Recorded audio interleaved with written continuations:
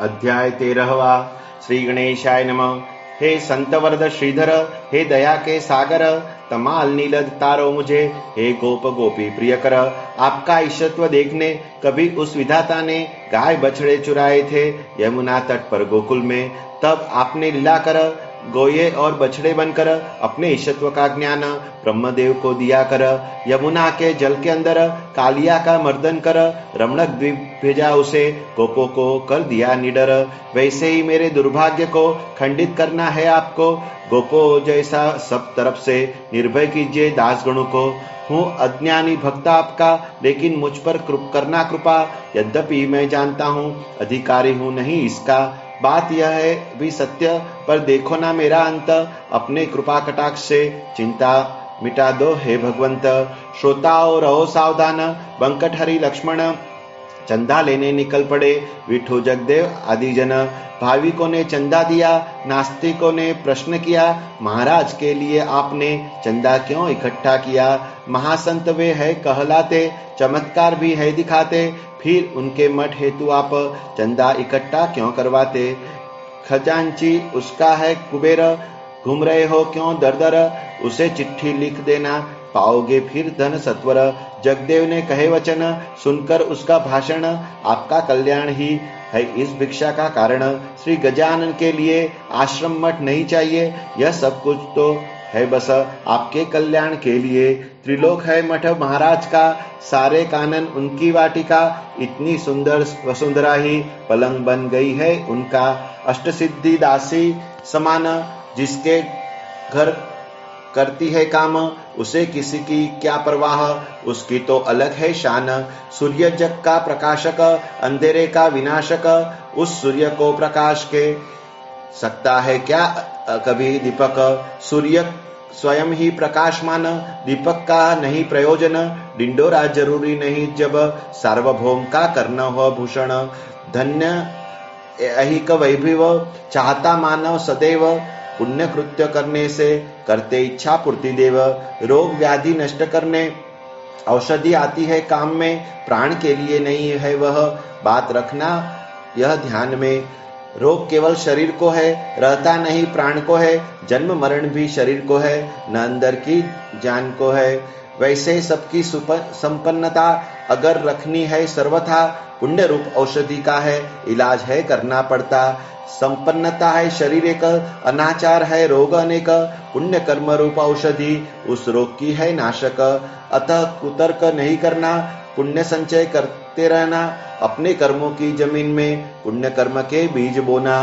पत्थर पर जो बोए जाते बीज बेकार में जाते, बात यह ध्यान में रखना, अंकुर उनमें न उगे पाते। दुर्वासना और दुराचार बंजर पत्थर है बेकार, उन पर पड़े दाने खाने कीट पक्षियों की भरभार। संतों की सेवा से बढ़कर पुण्य नहीं है कोई और, ऊपर से श्री गजानन तो सब संतों के है सिर मोर। धरती पर डाला एक दाना, उसका है भुट्टा ही बनना, फल अपरिमित देना देखो संत कार्य में मदद करना। भुट्टे में कई दाने लगते, दाने से कई भुट्टे लगते, इस प्रकार पुण्य कर्म भी वृद्धिगत होकर फल देते। सुनकर यह उत्तर नास्तिक हुए निरुत्तर, तर्क वितर्क कुंठित होते तत्व बराबर होने पर। इकट्ठा करने का चंदा चाहिए दमदार ही बंदा, किसी साधारण व्यक्ति के बस का नहीं है यह धंधा। अस्तु, प्राप्त स्थान पर कोट बन गया सत्वर, गांव ही पूरा जुट गया तो कभी किसका बात की वहां पर। निर्माण कार्य मठ का शेगांव में चल रहा था, गाड़ियों में पत्थर चुना रेती सामान आ रहा था। उस समय मुकाम स्वामी का पुराने मठ में ही था, नए मठ में के बारे में तब विचार ऐसा हुआ उनका, मुझे वहीं रहना होगा, काम तभी शीघ्र होगा। सुनिए, उन्होंने फिर कुछ लीला दिखाने का सोचा। एक रेती के गाड़ी पर महाराज बैठ गए जाकर, महार था गाड़ी वाला, झट से नीचे उतर गया। महाराज ने प्रश्न किया, तू क्यों नीचे उतर गया। छूत अछूत पर संतों ने कभी विश्वास नहीं किया। उत्तर दिया उस महार ने, महाराज आपके बाजू में बैठना उचित नहीं जरा भी लगता है व्यवहार में। मारुत मूर्ति हुए रामरूप पर बैठे ना उनके समीप, सदैव हाथ जोड़े हुए खड़े रहे उनके करीब। मर्जी तेरी हो जैसी भी, आपत्ति नहीं मुझे जरा भी, बैलो चलो पीछे पीछे, जाए गाड़ीवान जिधर भी। बैल वैसे ही निकल पड़े, रास्ते में ना जरा डरे, गाड़ी वाले के बिना निर्दिष्ट स्थान पर वे पहुंच गए। महाराज नीचे गए उतर, स्थान के मध्य बैठ जाकर उनकी समाधि खड़ी है आज उसी स्थान पर। यह जगह शेगांव में स्थित है, 2 नंबरों में, 700 सर्वे नंबर के 43-45 अंकों में। महाराज बैठे जहां पर, वही स्थान चुनकर काम शुरू करना पड़ा, उसी को केंद्र मानकर। वैसे तो थे वे 2 नंबर, दोनों से थोड़ी जगह लेकर समाधि का केंद्र बनाया, ऐसे चतुर थे भाविक नर। 1 एकड़ का हुक्म था, पर जब काम चल रहा था, समाधि मध्य साधने को स्थान कम पड़ रहा था, अतः विचार विमर्श कर 11 गुंठे ज्यादा नाप कर वह जमीन भी मिला दी, काम फिर प्रारंभ दिया कर। नेता जमीन चाहते थे, अधिकारियों ने शब्द दिए थे, काम देखकर 1 और एकड़ देने वाले भी थे, अतः ऐसा साहस किया, राई का पर्वत बन गया। एक चुगलखोर के कारण मामला बहुत बिगड़ गया। मन ही मन के अंदर सारे नेता गए डर। हरि पाटिल महाराज को ऐसे बोला, हे गुरुवर, ज्यादा ली हुई जमीन का काम जांच करने का पूरा करने आया है। एक अधिकारी जोशी नाम का, हंसते हंसते पाटिल से महाराज फिर बोले, ऐसे माफ हो जाएगा तुमको, वरना जुर्माने के पैसे। उस अधिकारी जोशी को महाराज ने प्रेरणा दी तो अनुकूल टिप्पणी दी, उसने मोड़ दिया इस मामले को। जुर्माना जो था हुआ, कारण ही उसका नहीं रहा, यह गजानन संस्था को वापस ही जाए दिया। मामले की पूरी जांच शेगांव जाकर पूछताछ मैंने की है ठीक तरह, इस काम पर न आए आंच। दंड ऐसा माफ हुआ, माफी का जब हुक्म हुआ, तब हरि पाटिल मन में आनंदित खूब हुआ। वह बोला, कभी न होगा, वचन असत्य महाराज का मुझ पर आरोप आया था, ऐसा ही एक महार का। महाराज मुझे बोले तभी, डरना नहीं तू जरा भी, महार बांका कर न सकता बाल तेरा एक भी। अंत में हुए साबित उनके ही वचन सत्य, वही प्रकार आज यहाँ दिख रहा है स्पष्ट। समर्थ वचन और असत्य बात है सर्वथा अतर्क्य। अस्तु, शेगांव के लोग हो गए महाराज के शिष्य। आगे मठ में आने पर जो कुछ वहां हुए प्रकार उनका करता हूँ वर्णन। जो कुछ भी हुए चमत्कार मेहकर के सानिध्य में, सौडड नामे ग्राम में गंगा भारती गोसावी था। आया एक दिन मठ में, उसे हुआ था कुष्ठ रोग, सड़ गए थे अंग अंग, दरारें पड़ गई पांवों में, रोग से आ गया था तंग। लाल लाल रंग चमड़ी में, सूजन आ गई कानों में, उंगलियां सारी झड़ गई, खुजली थी पूरे शरीर में, त्रस्त हो गया था अति। इस प्रकार गंगा भारती आशा से शेगांव आया, सुन महाराज की कीर्ति। गोसावी को अंदर जाने लगे सारे मना करने, कुष्ठ रोग है तुझे, तू जाना नहीं दर्शन करने। महाराज दिखे ऐसे स्थान पर, दर्शन करना खड़े होकर, चरण स्पर्श नहीं करना, तू उनके करीब जाकर। वैद्य की है राय सही, स्पर्शजन्य रोग यही, इस बात पर विचार थोड़ा तुझे करना पड़ेगा ही। पर एक दिन मठ के अंदर गंगा भारती पहुंचा घुसकर, दर्शन करने महाराज के। सब लोगों के चकमा देकर सर रखते ही चरणों में लगाया चांटा महाराज ने, जोर से उसके सर पर। श्रोते सब ध्यान से सुने, खड़ा होकर लगा देखने, तब मुंह पर महाराज ने दोनों हाथों से फटाफट शुरू किया थप्पड़ लगाने। लात मारी बदन पर, चाटे लगाए गालों पर, खासकर बलगम थूका गोसावी के शरीर पर, गोसावी के तन पर बलगम गिरा थूकने पर। उसने समर्थ प्रसाद समझ लिया मन के अंदर, वही बलगम उठाया सारे तन पर लगाया, मानो व्याधि दूर करने कोई मरहम था पाया। एक नास्तिक खड़े खड़े देख रहा विस्मय से बड़े, डांटने लगा गोसावी को वहीं पर शब्दों में कड़े, तन तेरा क्या सड़ा है कम, उसने से डाला गंदा बलगम उन्होंने तेरे शरीर पर और जरा न तुझे है गम, तूने उसे प्रसाद समझकर रगड़ दिया सारे तन पर। तुरंत जाकर साफ कर दे, साबुन अच्छा लगा लगा कर। इन जैसे जो पागल रहते पृथ्वी पर भ्रमण है करते। अविचारी अंधश्रद्धा जन उनको साधु है समझते, उसकी परिणति ऐसी होती, दुष्कृत्यों की अति होती। रसातल को जाता समाज, पूरी अधोगति होती। उदाहरण है तेरा ही, छोड़कर लेना दवाई। इस पागल के पास में तूने कैसी डोर लगाई। हंसकर बोले गंगा भारती, यही पर तुमने की गलती। बिना विचारे सोचे समझे तुमने ऐसी बात कर दी। संतों के पास अमंगल सी बात न कोई रह सकती। कस्तूरी मृग के पेट से कभी दुर्गंध आ नहीं सकती। आपने जो देखा बलगम, मेरे लिए था वह मरहम। उससे सुगंध निकल रही थी कस्तूरी के जैसी एकदम। आपको संशय हो अगर, देखो मेरे तन को छूकर, समझ जाओगे वास्तुस्थिति। हाथ लगाकर देखने पर शुद्ध औषधि मात्र है, जरा सा भी थूक नहीं है। बलगम को मरहम मानने गोसावी पागल नहीं है, आपका संबंध नहीं था, अतः बलगम ही देखा। आप समझ पाए नहीं महाराज की योग्यता। अगर देखना हो प्रत्यंतर, चलना जरा उस जगह पर जहाँ महाराज स्नान करते। आओ मेरे साथ सत्वर, महाराज जहाँ करते स्नान, गीला होता है वह स्थान।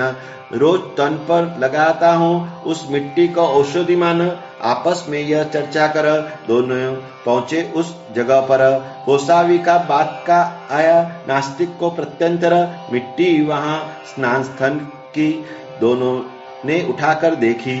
दवा बन गई वह मिट्टी जो गोसावी के हाथ में थी। नास्तिक के हाथ की रह गई मिट्टी की मिट्टी। आसपास फैलने भी लगी थोड़ी दुर्गंधी उसकी। प्रकार यह देखा लिया, शर्मिंदा वह हो गया। महाराज को शरण आया, संशय मन का छोड़ दिया। इस गोसावी को कोई पास पटकने दे नहीं। महाराज को भजन सुनाए वह रोज दूर से ही। आवाज गंगा भारती की सुस्पष्ट और मधुर थी। अभ्यास के कारण उसे गायन कला अवगत थी। 15 दिन बीत गए, व्याधि के चिन्ह हटते गए। बदन पर से चमड़ी के लाल धब्बे दूर हुए। कानों की दशा सुधर गई, पांवों की दरारें मिट गई। व्याधि ने पीछा छोड़ दिया, दुर्गंध भी खत्म हुई। सुन उसका मधुर भजन, संतुष्ट होता स्वामी का मन। किसे अच्छा नहीं लगेगा श्रवण करना सुस्वर गायन। पत्नी गंगा भारती की अनसुया नाम की थी। पति को वापस ले जाने शेगांव में पहुंच गई थी। बेटा था संतोष भारती, साथ उसे भी ले आई थी। हाथ जोड़ अपने पति को उसने ऐसी की विनती, मैंने आंखों से देखी है, व्याधि आपकी दूर हुई है। चलिए वापस घर को, अब समर्थ चंद्र मौली है। पुत्र ने भी कहा पिता को, चलिए अब अपने घर को, घर जाना चाहता हूँ, कहिए अब महाराज को। गंगा भारती बोले उस पर, जोड़ना ना मुझको तुम कर, मैं तुम्हारा कोई भी लगता नहीं हूँ इत पर। थप्पड़ मार भ्रम को मेरे दूर किया है महाराज ने। निराश्रितों की माता बनकर बैठे है शेगांव ग्राम में। विभूति लगाई पूरे तन में, गृहस्थी का पर लोभ है मन में। विडम्बना अति इन गेरुए वसनों की है तूने। संकेत ऐसा मुझे किया, थप्पड़ मारकर जगा दिया। आंखें खुल गई मेरी, मैंने जग से नाता तोड़ दिया।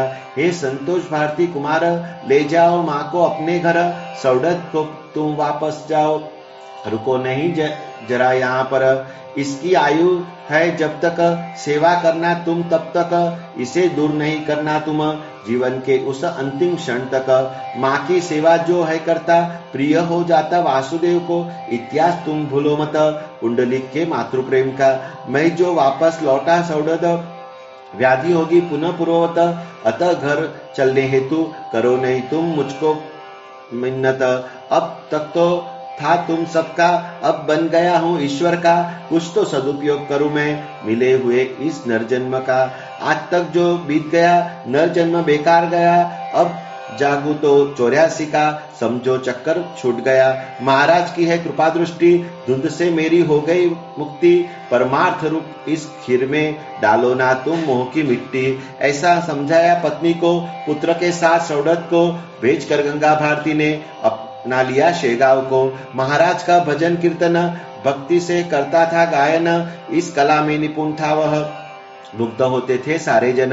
रोज संध्या की बेला में एक तारा लिए हाथ में भजन बैठकर गाता रहता महाराज के सानिध्य में। सुनकर उसका भजन कीर्तन हर्षित होता था सबका मन। मनोरंजन करते वाला रहता उसका भक्ति गायन। गंगा भारती ठीक हुआ, रोग समूल नष्ट हुआ, मलकापुर गया फिर क्योंकि समर्थ का आदेश हुआ। अस्तु। एक बार पौष के माह जाम सिंह आ पहुंचा शेगाव। समर्थ को आग्रह किया, चलिए महाराज मेरे गाँव। भांजे के घर में आपको लेने आया अड़गांव को।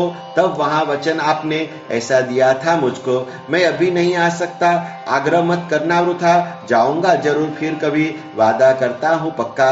उसको दिन बहुत हो गए, अब तो मुंडगांव चलिए, भक्त हूँ महाराज आपका, इच्छा मेरी पूर्ण कीजिए। मुंडगांव में घर मेरे रहिए आप दिन थोड़े, सारे तैयारियां कर मैं आया आपको ले जाने। श्याम सिंह के साथ में समर्थ गए मुंडगांव में, दर्शन का आनंद अपार, शब्द असमर्थ है वर्णन में। श्याम सिंह ने भंडारा आयोजित किया बड़ा, मानो मुंडगांव बना दूसरा, पैठन गोदा तीर खड़ा। पैठन में थे एकनाथ, मुंडगांव में गजानन संत, भजन पूजन करने हेतु दिंडिया वहां पहुंची अमित। रसोइये का रसोई में भोजन था आधा बनने में, जाम सिंह को महाराज बोले ऐसा उतने में। जाम सिंह आज चतुर्दशी, एकदम है रिक्त तिथि, पूर्णिमा के ही दिन तुम भोजन की बिठाओ पंक्ति। उसने कहा है तारणहार, खाना तो हुआ तैयार, आपका प्रसाद पाने को भीड़ गया हूँ अपार। स्वामी बोले झाम सिंह को, व्यवहार दृष्टि से देखो, बात मुझे भी सही लगती, मान्य नहीं है उस ईश्वर को। झाम सिंह तुम्हारा यह खाना उपयोग में नहीं है आना, तुम प्रापंचिक लोग भले ही चाहो इच्छा पूर्ति करना। पंगत बैठी भोजन करने, अकस्मात कैसे ना जाने, आसमान में जमा होकर मेघ काले लगे गरजने। तूफान भी लगा उठने, बिजली लगी चमकने, कड़ाकड़ करते वनों में, वृक्ष बड़े भी लगे टूटने। पल में पानी पानी हो गया, अन्न भी बेकार हो गया। जाम सिंह ने महाराज को निवेदन फिर ऐसा किया, महाराज अब सुनिए कल, ऐसा बरस न पाए जल, अति निराश होकर आज बैठ गए हैं भक्त सकल। वर्षा ऋतु के नहीं है थे दिन, पूर्वाभास जरा दिए बिन, सहसा हुई इस वर्षा को रोक सकता कौन आप बिन। वर्षा अगर अधिक हुई, समझो फसल चौपट हुई, लोग कहेंगे झाम सिंह की भक्ति भी खूब अजीब रही। लोगों को अन्नदान किया, झाम सिंह ने पुण्य किया, गजब तरीका पुण्य कर्म का, हमें त्रस्त हैरान किया। महाराज कहे झाम सिंह को, ऐसा चिंतित होता है क्यों, आज जैसा धोखा पुनः वर्षा देगी ना कल तुझको। अभी भगाता हूँ मैं उसको, ऐसा कहा देखा गगन को, बदली पूर्णतया छट गई, क्षण भी न लगा छटने को। बादल हो गए तितर बितर, छुप गई सर्वत्र बिखर, निमिष मात्र में हुआ चमत्कार, अगाध शक्ति के स्वामी गुरुवर। अगला दिन था पूर्णिमा का, आयोजन फिर भंडारे का किया गया, वही नियम जारी है मुंडगांव का। जाम सिंह ने मुंडगांव की अपनी सारी धन संपत्ति श्री गजानन महाराज चरण कमल में अर्पण कर दी। मुंडगांव के लगे तब जन महाराज का करने पूजन, उनमें पुंडलिक भोकरे था, अति भाविक था उसका मन। उकिरड्या नामक कुंभी का यह इकलता लड़का था, इन तारुण्यावस्था था में ही महाराज का बन भक्त था। वराड़ प्रांत में रिवाज था, बालक अगर न बचता था, मन्नत मानकर उसका नाम उकिरडा रखा जाता था। जैसे पेटरा तेलंगाना में, केरपुंजा महाराष्ट्र में, वैसे उकिरडा नाम रखा जाता था वराड़ प्रांत में। यह पुंडलिक वद्य पक्ष में वारी का क्रम पूर्ण करने शेगांव पहुंच जाता था महाराज का दर्शन करने। जैसे कि वद्य पक्ष में देहू और आलंदी ग्राम में वारकरी जन इकट्ठा हो जाते इंद्रायणी के पास में, वैसी परम श्रद्धा से निकलता वह मुंडगांव में शेगांव में पहुंच ही जाता बिना चुके नियम से। एक बार वराड़ प्रांत में व्याधि ग्रंथिक सन्निपात ने जोर खूब दिखाया अपना, लोग गांव से निकल अपने। यह व्याधि है ऐसी होती, सर्वप्रथम सर्दी लगती, बाद में फिर चढ़ता बुखार, आंखें रक्तवर्ण हो जाती, तत्पश्चात कहीं जोड़ पर ग्रंथियां उठती है सत्वर, उसके बाद जोर दिखाता वात सारे तनपन पर। मरीज की सुदबुद खो जाती, व्यर्थ बकबक शुरू होती, बेहोश सा गिर पड़ता है, शरीर में जलन सी होती। पूर्व में यह घातक व्याधि भरतखंड में बिल्कुल न थी, यूरोप में व्यापक रूप से यह व्याधि पाई थी जाती। बाद में बीमारी यह नाशक पहुंची धीरे से भारत तक। उसके प्रतिकार में लोगों ने त्याग दिए घर बार तक। मुंडगांव में बीमारी ने शुरू किए पांव पसारने। वह बारी की ही समय था, पुंडलिक निकला दर्शन करने। घर ही उसे बुखार आया, पर किसी को नहीं बताया। शेगांव का रास्ता पकड़ा, पिता के साथ में चला आया। 5 कोस चलने पर शरीर में भर गया ज्वर, कठिन हो गया उसे डालना, एक कदम भी भूमि पर। गांठ उठ गई बगल में, हैरान हुआ वह यात्रा में। पिता ने पूछा पुंडलिक को, ऐसा क्या करता रास्ते में? पुंडलिक बोले जवाब में, बुखार चढ़ा है बदन में, तकलीफ खूब हो रही है, गांठ भी उठी बगल में, शक्ति क्षीण हो रही है, मुझसे चला जाता नहीं, मुझ अभागे की अब वारी पूर्ण होगी नहीं। हे स्वामी, हे दयानिधे, वारी का नियम ना टूटे, एक ही इच्छा है मन में कि बस आपके चरण दिखे। दर्शन आपके करने पर चाहे जितना चढ़े फिर ज्वर, शरीर भी अगर छोड़ना पड़े, परवाह मुझे नहीं रखती वर। वारी मेरा है पुण्य संचय, होने ना देना उसका क्षय। बैरी जैसा घात वह व्याधि करेगी यह लगता भय। शरीर जब तक है समर्थ, तब तक होता है परमार्थ। बेटे की यह हालत देख पितृ हृदय हो गया आंस्त। दुख से लगा वह रोने, ईश्वर से लगा विनती करने। कुल दीपक है यह एकलौता, इसको नहीं देना बुझने। पुंडलिक को पूछे उकिरडा, लाऊं क्या मैं गाड़ी घोड़ा, बैठो उसमें अब तुम फिर, आराम तो लगेगा थोड़ा। पुंडलिक ने दिया उत्तर, शेगांव पहुंचेंगे चलकर, वारी है पैदल ही करना, कभी बैठ कभी उठकर। मौत भी मुझे आए तो शौले जाना शेगांव को, इतना ही कहना चाहता हूँ, मन में दूर रखो शोक को। उठते बैठते किसी प्रकार पिता पुत्र पहुंचे शेगांव। महाराज को देखते ही किया दंडवत छुए पाव। महाराज ने चमत्कार किया, एक हाथ से दबाया, अपनी ही बगल को अत्यंतिक जोर लगाया और दिया मधुर उत्तर, पुंडलिक तेरा गंडांतर टल गया है, अब चिंता करना नहीं रत्ती भर। जैसे ही उन्होंने दिया उत्तर, गांठ दब गई जगह पर। तेज बुखार भी पुंडलिक का पल भर में गया उतर। कमजोर अति हो गया था, शरीर थर थर कांप रहा था। थाल में भोग परोस कर ले आई पुंडलिक की माता। उस भोग के 2 कौर समर्थ ने लिए और बचे खुचे कंपन का भी पल में खत्म हुआ जोर। कमजोरी रही थोड़ी यथावत, पुंडलिक ठीक हुआ पूर्ववंत।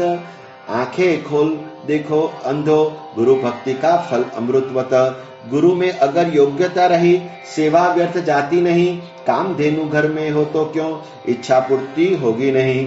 बारी ऐसी कर सात्विक, मुंडगांव लौट आया पुंडलिक। ऐसा संकट टलेगा उसका, यह चरित्र पढ़े जो भाविक। संत चरित्र ना व्यर्थ बखान, अनुभवों की है यह खान। मन में बस संशय ना रखना, रखना सदा संतों का मान। श्री दासगणु विरचित श्री गजानन विजय नामे ग्रंथ। भगवान आपको विनती है, करे सबके दुख का अंत। शुभम भवतु। श्री हरि हरार्पणमस्तु। इति श्री गजानन विजय ग्रंथस्य 13 अध्याय समाप्त। समर्थ सद्गुरु श्री गजानन महाराज की जय।